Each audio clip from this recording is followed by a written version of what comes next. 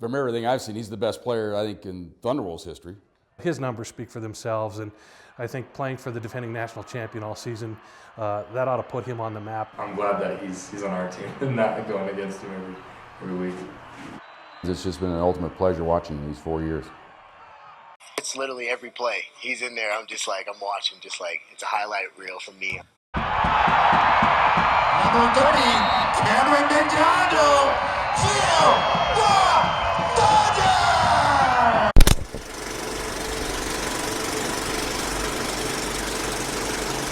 I remember one time we were in the house playing football in the house. Everybody's getting yelled at, people breaking stuff, and we didn't stop playing until we had a winner. From basement football with his brothers to a Colorado State championship at Columbine High School, to the 2014 NCAA Division II championship, Cameron McDondell has won while making everyone around him better. But how did he end up at CSU-Pueblo? I don't know if there's any secret. We just kept coming and kept being there, and all of a sudden I realized that he's not going to have what his dreams would have been, maybe to play Division I football. And that could have been for a lot of different reasons, but I think we developed a relationship with him, and that's found a match, and those are the type of things that we're really looking forward to. And he's been everything plus some since he's been here. What I remember about Cam was in the game here, his freshman season, when we were down 21-3 to Chadron State. And I mean, everything was going haywire in that ball game. And John Riston made kind of a hunch move, stuck Cam in the ball game. And the first play from scrimmage, he ripped off a big run. They drove it right down the field. They eventually scored a touchdown, eventually got back in the ball game. Game went into overtime, but the big reason they came back and won that game, in my mind, was because of Cameron McDonnell, and that was just his freshman year. And you never would have expected that. We didn't expect that coming into the ball game because he hadn't really done much up to that point. But all of a sudden here he sprung into that ball game. It was huge. Turned that season around, really, and it's just been, onward and upward since then. After his brother Bernard joined him at CSU-Pueblo, Cameron McDondell rushed for 2,014 yards as a junior to help the Pack win the 2014 NCAA Division II National Championship. Yeah, I thought he was pretty darn good, and 2,000 is really a number that you don't talk about too often. And so to tell you, I thought he was going to be a 2,000-yard rusher. No, but I knew he was going to be pretty special, and we were going to ride his back, and that's what we've done. I think it's really neat for Columbine High School, for their families up north in the metro area, for the CSU Pueblo family, to see brothers do what they're doing. We've been playing with each other since we were little boys, so I mean, this is a dream come true, I guess, just to be able to play with each other still. The third youngest of four brothers, McDonnell now has 58 men who consider him a sibling. Number 30. Cam to us, man, we're family, so you're gonna do whatever it takes to protect families. He's the ultimate teammate. The players rally around him. When they need a big play, they go to him. He plays hurt when they need him to. While Cam may have many brothers, both figuratively and literally, on his team, none of them know how to stop him. I have no idea how to tackle him sometimes. I mean, back in high school, I used to play defense, and he was running back, and I couldn't even tackle him sometimes. So I have no idea how they're going to get him down.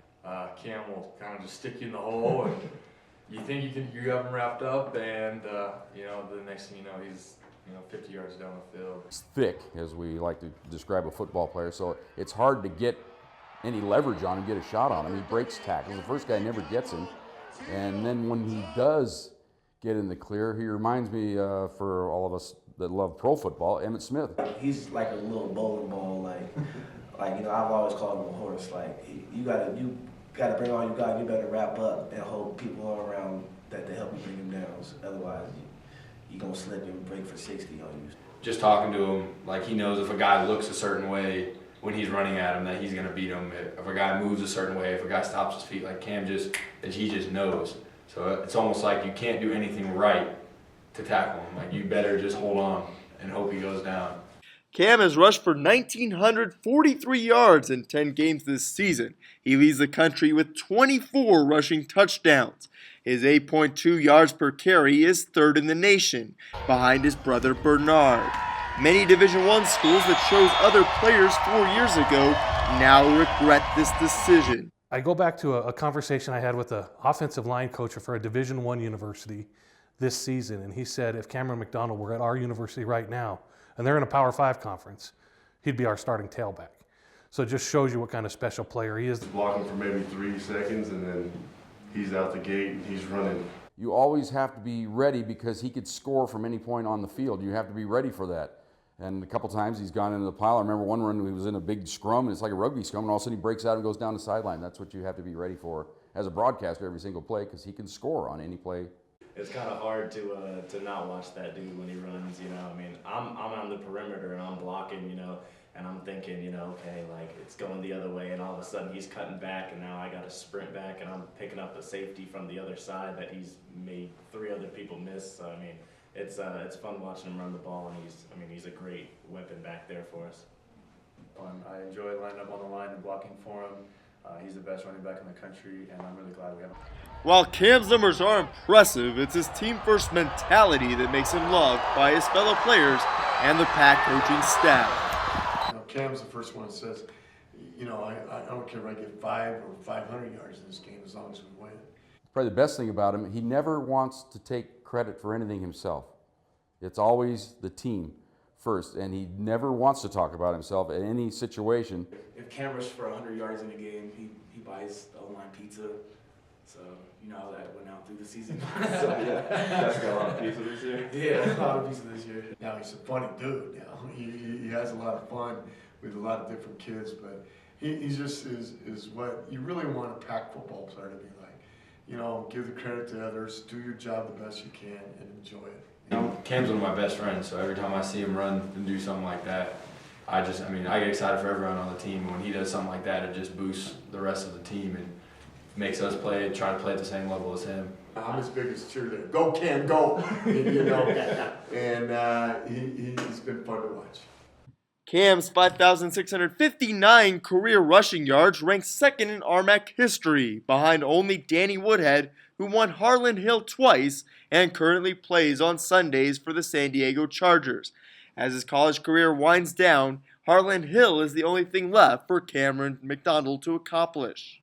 I think about it every game. I'm just like, I gotta make this one good, because I don't know, you know, it's gonna be his last one coming up soon, so just gotta make it the best.